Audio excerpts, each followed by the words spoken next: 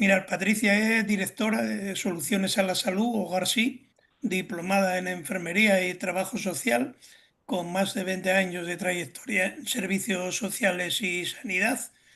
Y ha trabajado con la administración pública, con personas mayores, con gitanas, con población gitana, con mujeres, violencia de género, familias en exclusión social y dirige desde 2015 una serie de programas en situación, para personas en situación de síndrome en ámbito nacional. Actualmente la directora de Viviendas para la Recuperación de la Salud, que es un programa destinado a personas sin hogar con una serie de programas de salud. Y como os decía, hoy nos va a tratar el tema de las personas sin hogar que tienen demencia.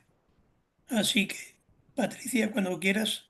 Muy bien, pues nada, encantada de estar con vosotros. Os voy a volver a compartir la pantalla para que tengamos todos la presentación delante. Una de las cosas con las que quería empezar es contextualizando, ¿no? Un poco el sinhogarismo. ¿Estáis viendo ya la pantalla?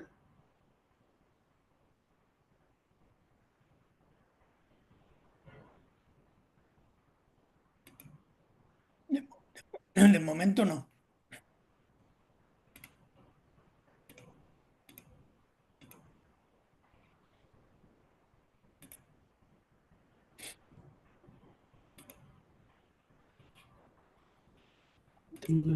Antes sí la veíamos. A ver.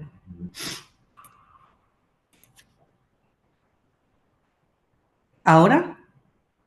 No,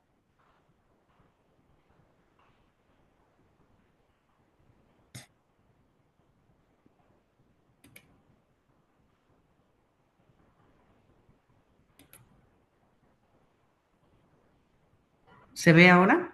de momento nada, Patricia.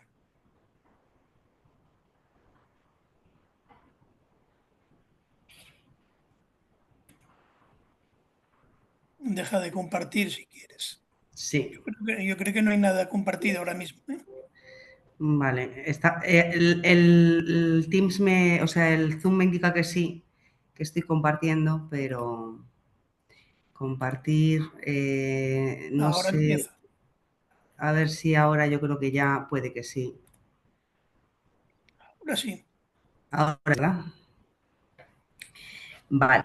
Bueno, yo creo que lo primero que sería importante para poder comenzar a hablar de la situación específica de las personas con demencias, de las personas sin hogar, es contextualizar un poco el fenómeno del sinhogarismo, ¿no? Porque primero es un fenómeno bastante invisibilizado, bastante desconocido, sobre el que no hay una gran conciencia social, motivo por el cual no se manejan datos, aunque sí que hay múltiples estudios ya sobre el fenómeno, entre otras cosas porque, para que os hagáis una idea, hubo una encuesta del Instituto Nacional de Estadística en 2012 en la que se aportaban una serie de datos sobre la situación de las personas en situación de sinhogarismo en España.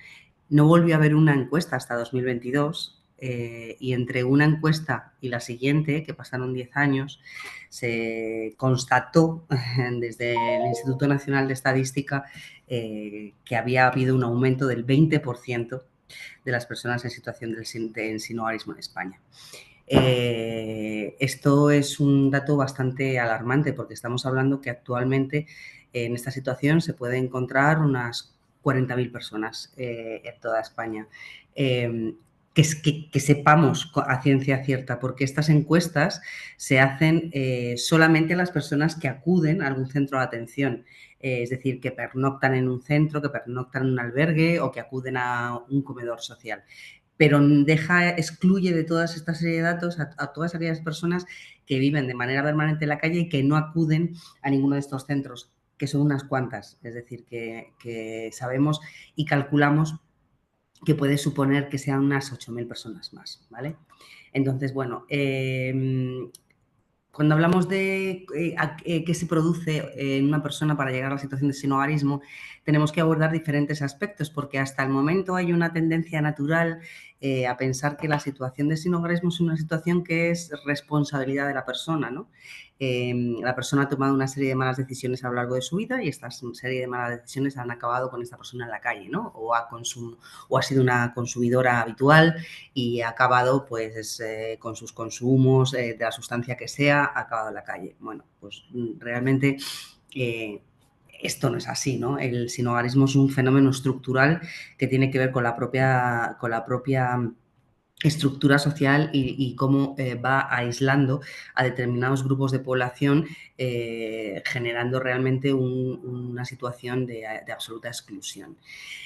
Hay una serie de rupturas de lo que sí que podemos hablar que se producen en las personas en situación de sinhogarismo, que son fundamentalmente la ruptura del área económica y laboral, la ruptura del área relacional y lo que se llama en psicología, sobre lo que hay numerosos estudios, ¿no? Que se habla de los sucesos estresantes. Entonces, claramente estas personas se encuentran de repente en una ruptura económica normalmente muy vinculada al empleo, en el que o pierden un empleo o vienen acarreando una situación de vulnerabilidad económica bastante importante que termina de desestabilizarse por completo con esa pérdida del empleo o con un empleo más precario.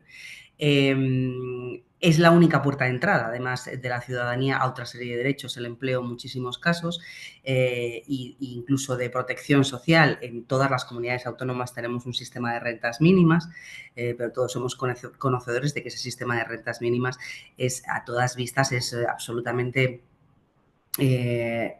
insuficiente, ¿no? Para abordar una vida de manera autónoma y sin precisar de los apoyos de la red pública de servicios. Esta ruptura que se produce se acompaña normalmente de una ruptura relacional, ¿no? En aquella en la que todos los apoyos sociales o todas las redes sociales que tenemos todos tejidos alrededor de nuestras vidas realmente se ven totalmente resquebrajadas. Entonces, me parecía importante, ¿no? Destacaros que qué entendemos, ¿no? Por ese apoyo social, y es como esa red de recursos que una persona puede movilizar para paliar el efecto de una situación negativa. Esto es muy importante, además, en el tema que nos une hoy aquí, que es el tema de las demencias y de los trastornos cognitivos en determinadas personas, porque el apoyo social constituye una base fundamental, no solo para el momento de asunción de un diagnóstico, de una enfermedad, el afrontamiento de esa enfermedad, sino incluso para cuando la persona deja de tener unas capacidades cognitivas que le permiten una autonomía y una vida autodeterminada, el poder tener una red debajo que sustente las posibles decisiones que haya que tomar por esa persona en el futuro cuando las situaciones se agravan.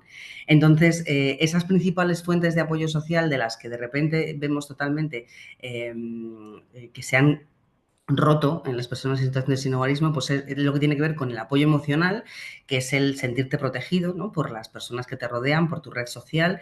Tiene mucho que ver con el sentimiento de pertenencia, de pertenecer a un lugar, de pertenecer a una familia, de pertenecer a un grupo de personas, porque le unen unos intereses comunes que pueden ser en la mayor parte de los casos emocionales y en otra parte pues por una búsqueda de un bien común, ¿no? Como por ejemplo incluso vuestra propia red que trabajáis para esto.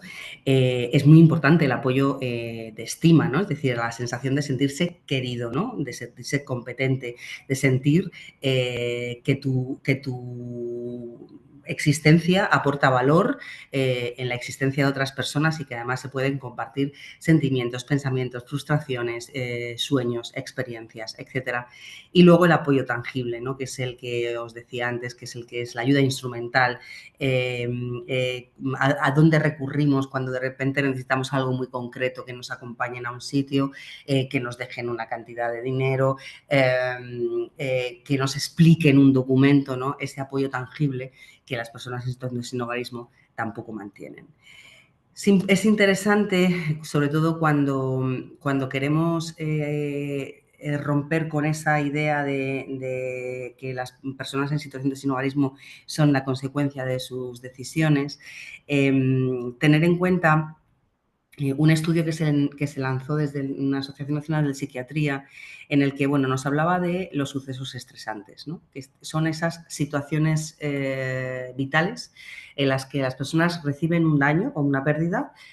Habitualmente es algo que nos espera, es completamente inesperado, y además no podemos hacer nada para evitar esa situación, ¿vale? Para evitar esa situación vital de daño o pérdida. Es lo que se conoce como un suceso vital estresante. ¿Qué sucesos puede haber? Bueno, aquí se han puesto unos que son como muy comunes y muy normales, ¿no? Pérdidas traumáticas de empleo. Hablamos de traumáticas, no una pérdida de empleo normal, pérdidas económicas, enfermedades físicas, fallecimientos, maltratos, abusos, etcétera, ¿no? Cuando vemos los datos de la población general, vemos que la población general estamos sometidos a unos 2-3 sucesos vitales estresantes a lo largo de nuestra vida y que además se reparten a lo largo de unos cuantos años, ¿no? Se habla de entre 10 y 15 años, se van repartiendo estos 3 sucesos vitales realmente importantes. Hablo de realmente importantes, ¿vale? ¿Qué pasa? ¿Y qué se ha detectado en ese grupo de trabajo que se hizo con las personas en situación de sinhogarismo? Pues es que las personas sin hogar habían sufrido una media de entre 7 y 8 sucesos vitales estresantes a lo largo de su vida, pero especialmente concentrados en muy poco tiempo, es decir, aproximadamente en unos 4 o 5 años, lo cual ha hecho que resultara realmente difícil salir de la situación estresante anterior y cuando tienes una mínima posibilidad de salir de esa situación estresante, viene la siguiente que termina de barrerte, ¿no? en ese momento vital en el que te encuentras y termina pues arrastrando hasta hacia una situación realmente compleja de exclusión. Por eso os decimos, ¿no? Es muy importante tener en cuenta que el sinhogarismo es un fenómeno social y que es multidimensional, que no es un fenómeno basado en las malas decisiones de las personas, sino en la propia estructura social, en cómo nos va excluyendo en función de que no vayamos cumpliendo con unos determinados ítems que se consideran normales. Si vemos la encuesta del INE, la última, la del 2022, vemos que el 75% de las personas que están en situación de sinhogarismo provienen de familias desestructuradas y que en más del 60% de los casos no han vivido con sus padres. Han vivido o en centros de atención o han vivido con familiares en unas condiciones muy alejadas de lo que se considera óptimo para una persona que se encuentra en la infancia o en la etapa de desarrollo madurativo de adolescencia y juventud. Vemos muchas personas, por ejemplo, que vienen de otros países que han sido víctimas de procesos de guerra, de procesos migratorios fallidos y muchísimas personas al margen de la nacionalidad, porque quiero destacar que también hay otra idea muy equivocada respecto al origen de las personas en situación de sinhogarismo en este país. En España estamos hablando de que el 68% de la población en situación de sinhogarismo es española, ¿vale? Que también hay por ahí algunos mitos, ¿no? que nos hablan de son todos extranjeros, son personas que llegan aquí y entonces no saben qué hacer y terminan esta situación. No, hablamos de un 68% de personas. ¿Qué pasa además? Que las soluciones que se aplican para tratar el sinhogarismo son soluciones que se destinan mucho a la urgencia, ¿no? A la atención inmediata, te dejo un espacio colectivo para que duermas esta noche y te doy de comer, o puedes dormir una semana o puedes dormir un mes, pero eso no soluciona el problema y crea un sistema que vamos a ver en un momentito que llamamos de escalera, que es aquel en el que la persona va subiendo peldaños, en el que se van reconociendo los méritos que va haciendo y que ante un fracaso en uno de esos peldaños la persona cae todas las escaleras abajo y tiene que volver a iniciar el proceso con todo lo que ello conlleva, ¿no? De frustración incluso de volver a cargar en la mochila un fracaso más en su proceso.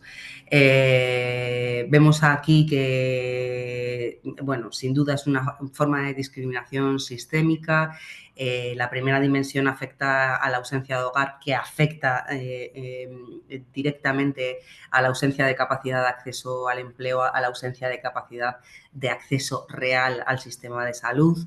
De hecho, muchas de las personas con las que trabajamos y las personas en situación de sinhogarismo acceden al sistema de salud fundamentalmente a través de los servicios de urgencia, porque no tienen ni médico de atención primaria asignado, ni un seguimiento de sus patologías y enfermedades, lo cual es muy importante, dado que tienen unas cargas de enfermedad muy altas. Más del 44% tiene una enfermedad grave, crónica. Casi el 20% no dispone de tarjeta sanitaria, y el 65% su única vía de acceso al sistema sanitario es a través de las urgencias. No tanto porque no puedan ir a un médico de atención primaria, que también, porque muchas veces es compleja las situaciones que se generan alrededor de la persona y no se le puede terminar asignando médico porque no está empadronado, y entonces eso directamente también nos suprime la capacidad de poder acceder a un centro de atención primaria. Esto varía mucho de una comunidad autónoma a otra, pero estas cosas van pasando, y entonces sufren una serie de barreras muy grandes que hacen que se cumpla la ley del cuidado inverso, ¿no? Que nos habla de, este es un término que acuñó un médico en 1973, creo que fue, y que lo que nos viene a decir es que las personas con mayores necesidades de atención son las que reciben menos cuidados por parte del sistema. No porque el sistema sea malo ni porque el sistema esté mal pensado, sino porque son las que mayores barreras de acceso tienen para acceder al sistema de cuidados, ya sean sociales o sanitarios. En esto, como veremos ahora, esto se extiende fundamentalmente al tema de demencias y enfermedades cognitivas. Hablamos de una tipología ethos que es básicamente, establece 13 perfiles que van desde sin techo hasta vivienda inadecuada. Es la tipología de exclusión residencial que se utiliza en Europa y que ya es la que empieza a mandar también en España para calificar la situación de una persona, ¿no? Y entonces hablamos de personas que viven en un espacio público, es decir, en la calle, que pernoctan en un albergue, hasta personas que están en prisión o que están en una vivienda sin título de propiedad o sin título de alquiler, o personas que viven incluso en locales o en garajes. Esta tipología es la que actualmente se utiliza para hablar de la exclusión residencial. Algunos datos así ya muy rápidos. Hablamos que ahora mismo actualmente estamos contando con un 77% de población masculina frente a un 23% de población femenina. Es muy importante para lo que vamos a ver ahora a continuación respecto también a las demencias. Las personas en situación de sinhogarismo tienen una esperanza de vida entre 30 y 33 años menor. Esto que se dice de una manera así muy rápida y parece un dato más, ¿no? Cuando se contextualiza el fenómeno, es un dato francamente importante. Quiero que todos nos paremos a pensar lo que suponen 33 años menos de vida. Y no es un dato que da García, ¿vale? Es un dato que da la Estrategia Nacional de Atención de Lucha contra el Sinhogarismo, y que da también incluso los datos del INE también, ¿vale? 33 años de vida, en algunos casos y desgraciadamente, es una vida completa, ¿no? Con lo cual, ¿esto qué supone? Esto supone que si tenemos una esperanza de vida 33 años menor, el envejecimiento es muy, muy, muy prematuro.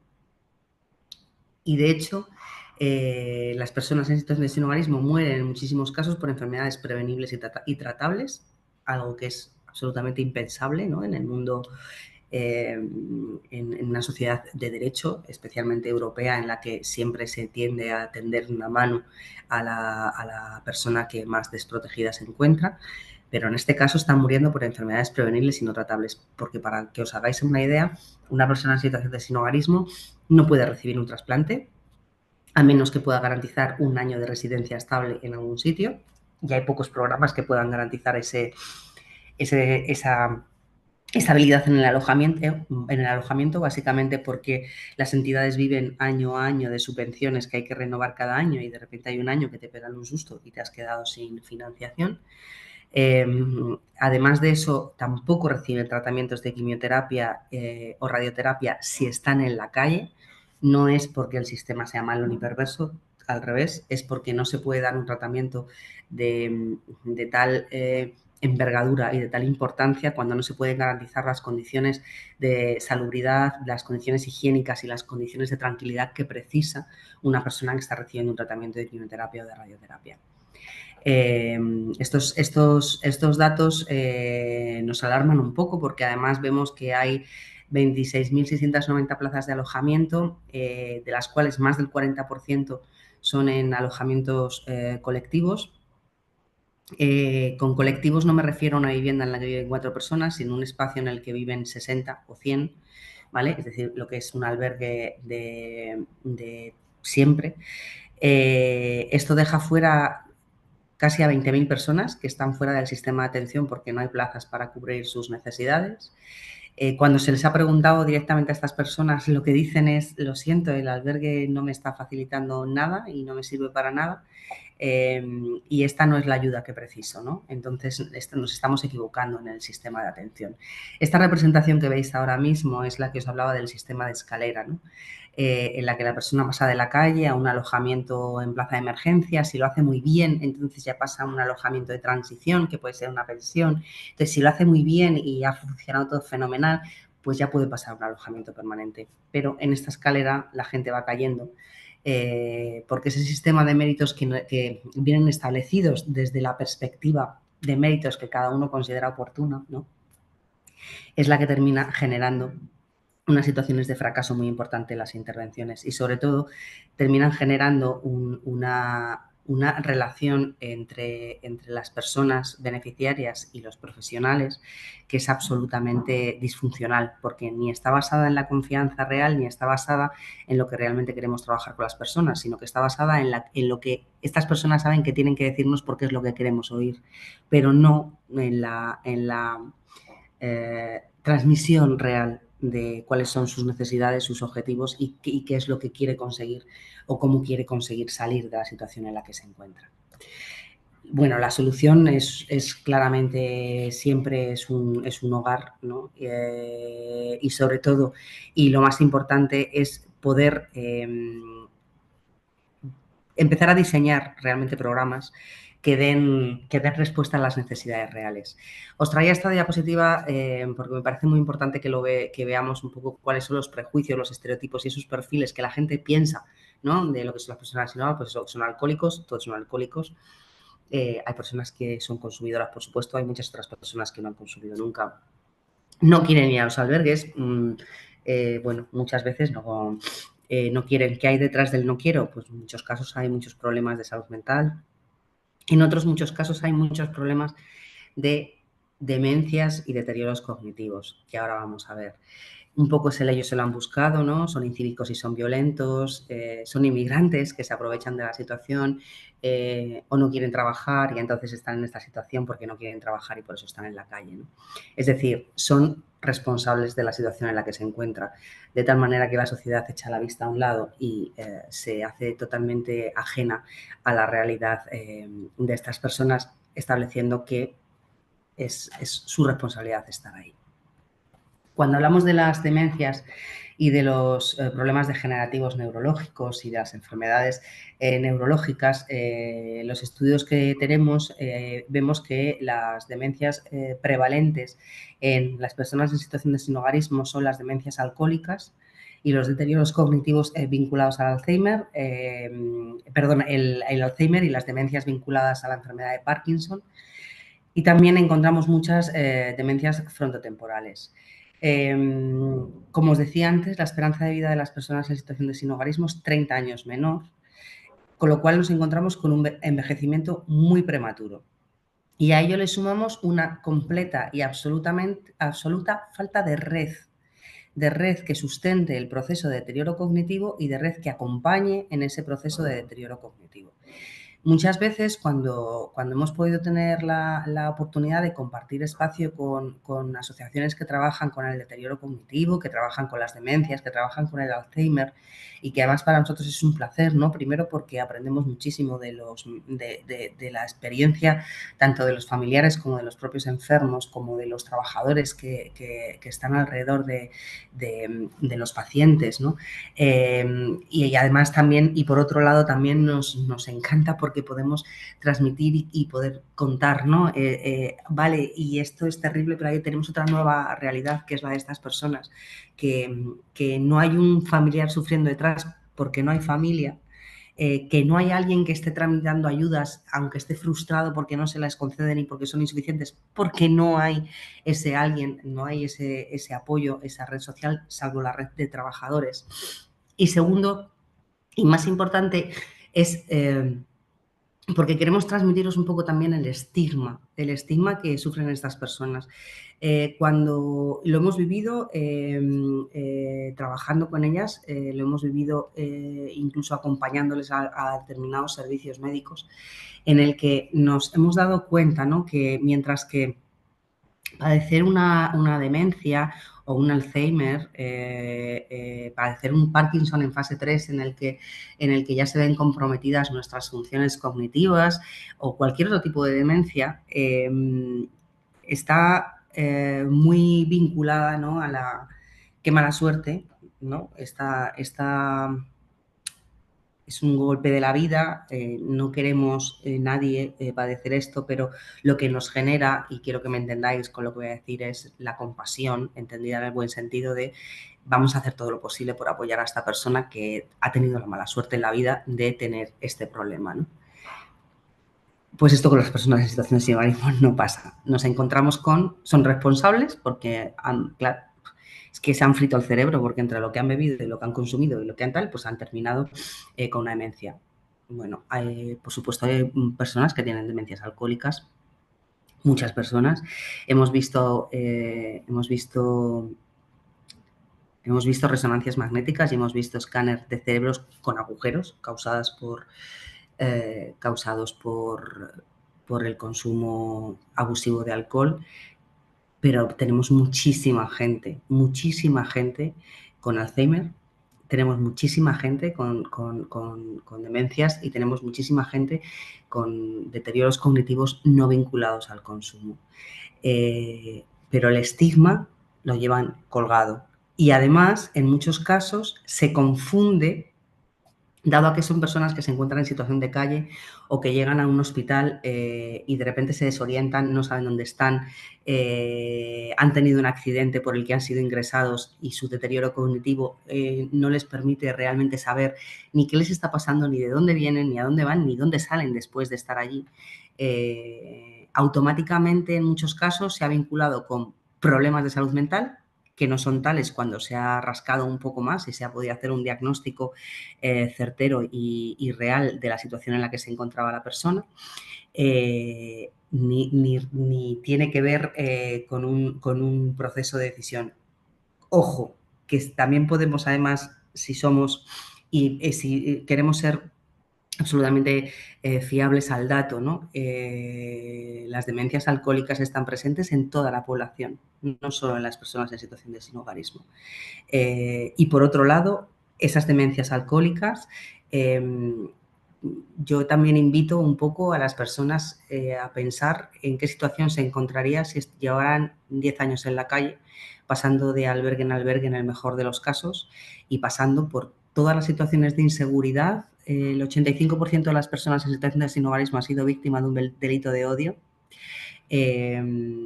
No os quiero contar cómo se eleva esa vulnerabilidad y fragilidad cuando se trata de mujeres. De hecho, ese porcentaje del que hablábamos antes, que era un 77-23, 77% de hombres, 23% de mujeres, no tenemos muy claro si realmente es así o es que hay un sinhogarismo femenino invisibilizado, porque realmente la calle es terriblemente perversa para una mujer porque ya la pone en una situación absolutamente de extremísima vulnerabilidad. Entonces, como para retomar, cuando veíamos, cuando os contaba el estigma, ¿no? Ese estigma a la hora de recibir atención por parte de las redes especializadas, por parte de las asociaciones especializadas en demencias y problemas degenerativos neurológicos, en el que se asocia directamente su enfermedad a su responsabilidad individual.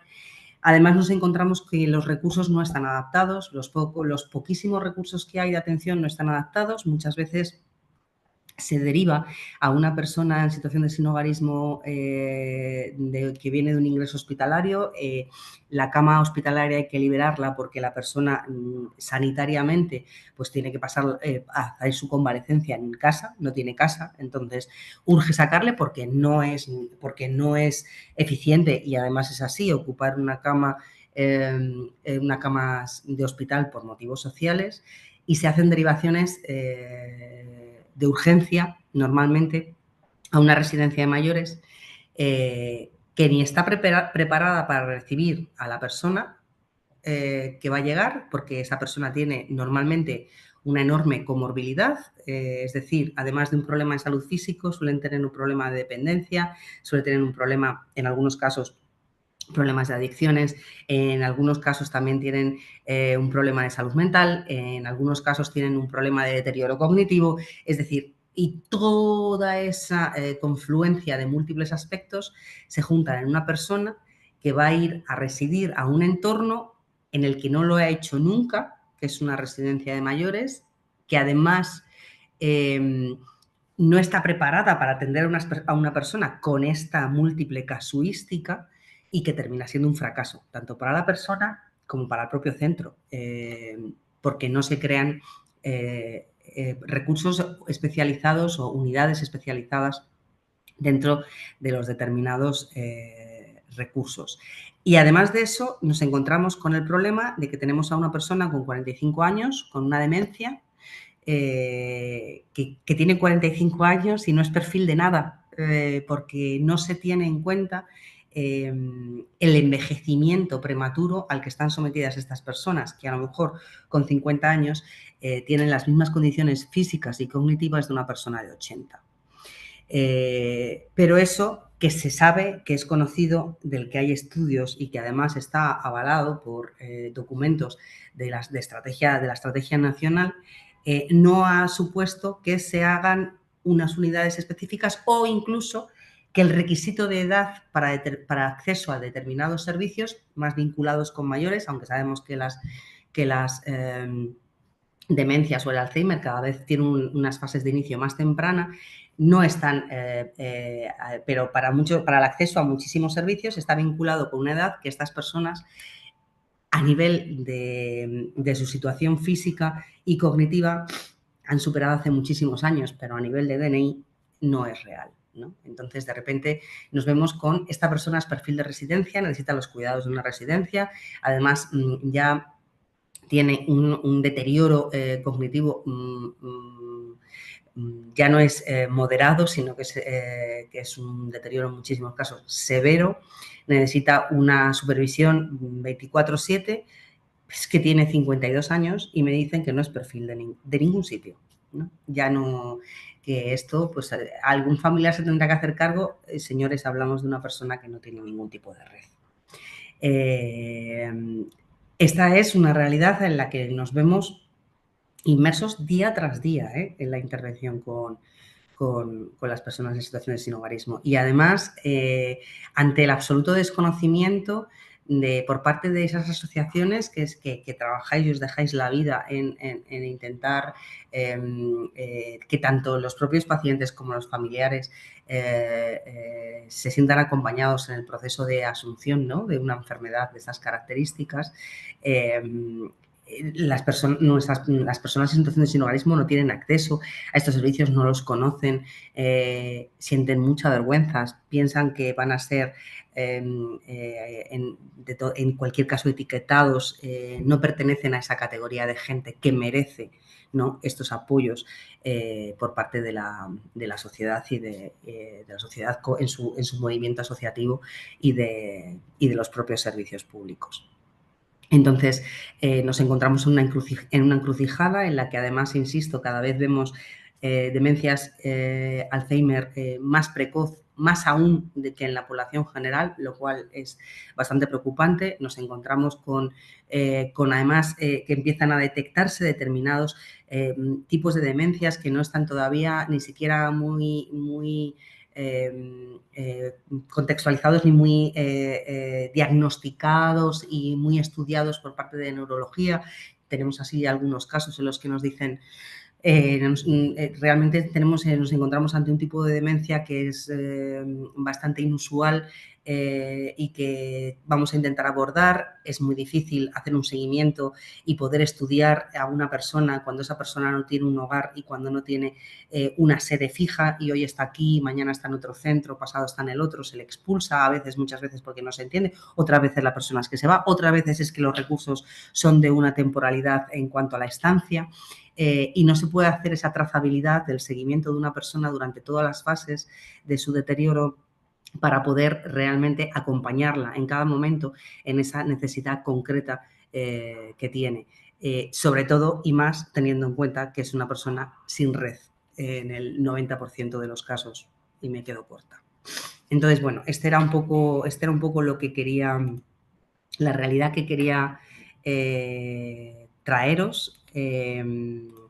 Es una, bueno, no es algo que nos guste contar, pero creemos que es muy necesario contar y traer para que todo el mundo se sensibilice y sea conocedor, por lo menos, de una realidad totalmente distinta, ¿no? que está presente y que está presente en más de 40.000 personas, ¿no? En España, a las que no tienen voz y se le pone voz muy poquitas veces por parte de alguna asociación.